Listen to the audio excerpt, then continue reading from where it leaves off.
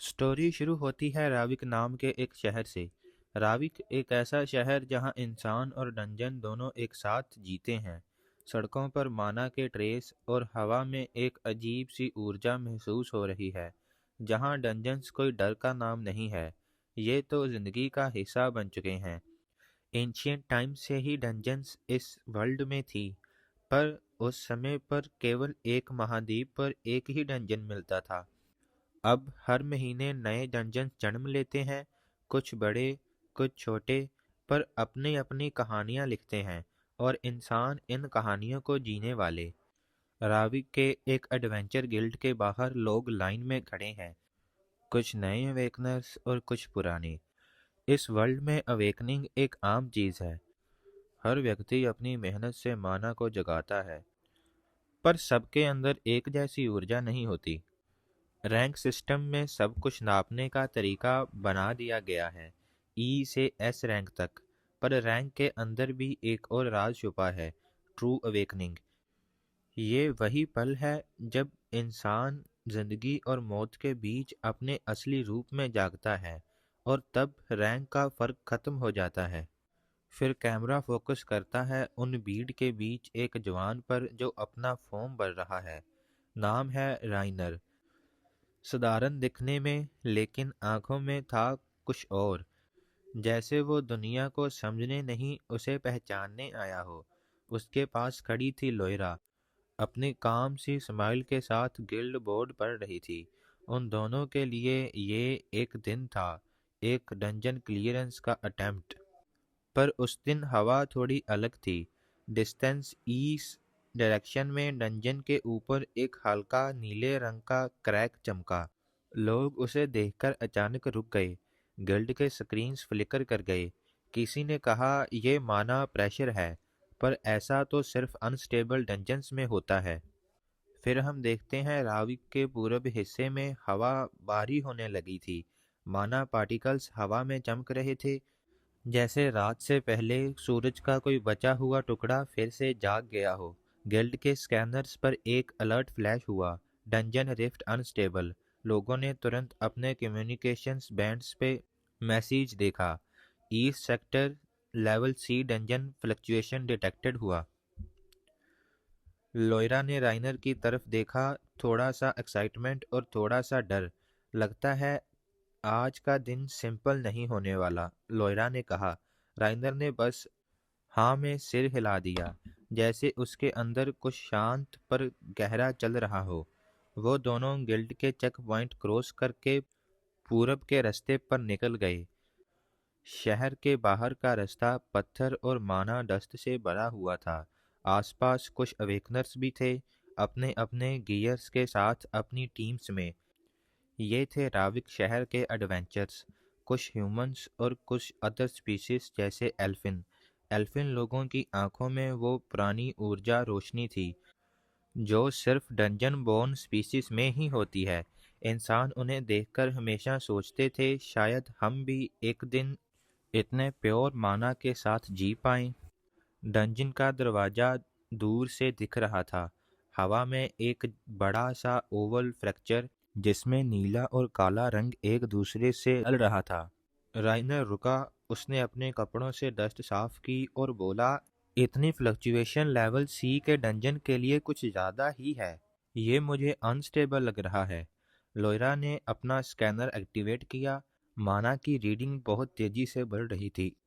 लोयरा कहती है अगर ये कोलैप्स हुआ तो डंजन के मॉन्स्टर्स बाहर आ सकते हैं। फिर एकदम से बहुत तेज आवाज आई, ना ह्यूमन ना मशीन, जैसे किसी ने हवा को फाड़ कर चीरा हो। सब लोग रुक गए, वेपन्स रेडी हुए। किसी ने कहा गेट अनस्टेबल हो रहा है। राइनर ने अपना स्टांस लिया। उसने अपने हाथ पे थोड़ा सा माना इकट्ठा किया, पर अभी गेट उनसे बहुत दूर था। वो बस देख रहा था, हवा के बीच एक छोटी सी ब्लैक क्रैक जैसे कुछ हिल रहा हो। फिर एक रोर की आवाज आई और जमीन फट गई, और गेट के पास एक मैसिव माना ब्लास्ट निकला। वो दोनों दूर से देख रहे थे, और हवा में कुछ चमका, एक मॉन्स्टर का एक हिस्सा। गेट अभी खुला नहीं था, पर गेट के अंदर का प्रेशर उस मॉन्स्टर को बाहर धकेल रहा था। वो क्रिएचर पूरी तरह बाहर नहीं आया, सिर्फ उसका एक आर्म जैसे शेप दिख रहा था, और उसके आसपास की हवा बहुत गर्म हो गई।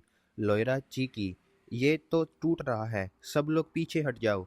राइनर ने उसका हाथ पकड़ा और कहा, अगर ये कोलैप्स हुआ तो ये शहर बच नहीं पाएगा।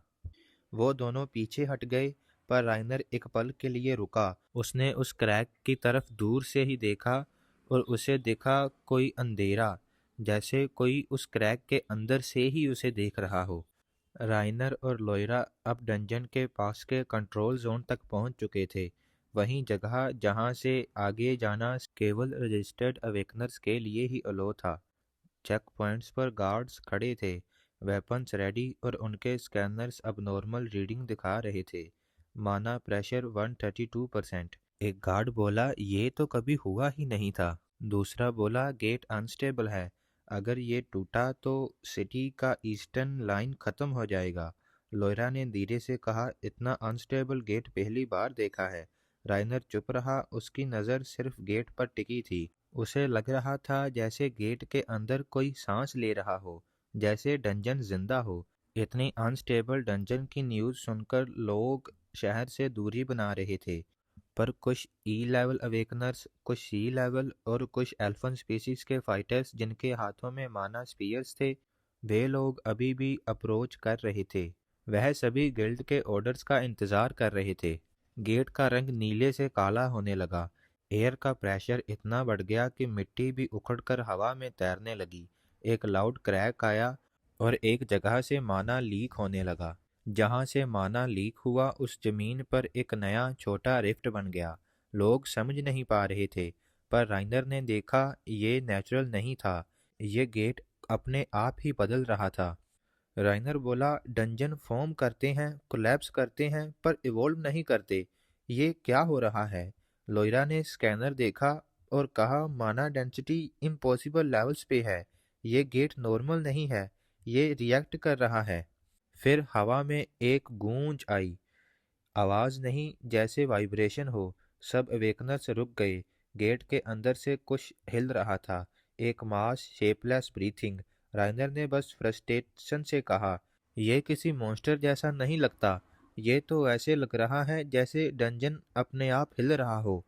फिर एक ब्राइट फ्लैश हुआ, एक शैडो क्रिएचर आधा अधूरा गेट के अंदर से बाहर गिरा। वो क्रिएचर अभी पूरी तरह से बना ही नहीं था, पर किसी वजह से बाहर आ गया। लोग पीछे हट गए, पर राइनर सीधा खड़ा रहा। उसने अपने हाथ से माना फ्लो एक्टिवेट किया, बस इतना के आसपास एक थिन बैरियर बन सके। क्रिएचर ने चीखा और हवा में बिखर गया, जैसे कुछ टेस्ट कर रहा हो, जैसे डंजन इस वर्ल्ड को महसूस कर रहा हो। फिर सीन शुरू होता है राइनर से। राइनर डंजन की अनस्टेबिलिटी को देखकर लॉयरा से कहता है, अगर ये गेट सिर्फ खुल नहीं रहा बल्कि सीख रहा है। लॉयरा डरते हुए राइनर से पूछती है, अगर ये डंजन इवॉल्व हुआ तो क्या होगा?